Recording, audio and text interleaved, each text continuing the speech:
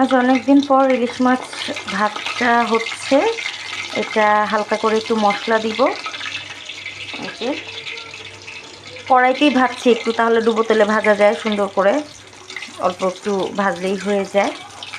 এখন এটাতে হচ্ছে জাস্ট একটু পেঁয়াজ দিয়ে হালকা করে একটু মশলা দিব।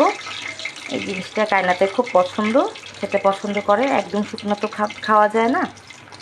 এই হচ্ছে ব্যাপার। ইলিশ মাছটা কিন্তু বেশ বড় ছিল এবং ডিম ছিল না, দুঃখের বিষয়। আমরা মামে দুজনেই ইলিশ মাছের ডিম খেতে খুব পছন্দ করি।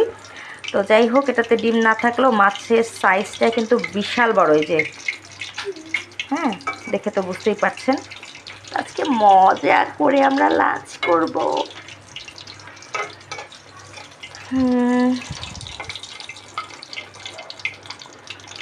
সুন্দর মতন আমাদের খাওয়া দাওয়া হবে আজকে। আপনারা আজকে লাঞ্চে কি খাবেন বা খেয়েছেন একটু জানান তো কমেন্ট করে, দেখি কে কী দিয়ে খেলেন।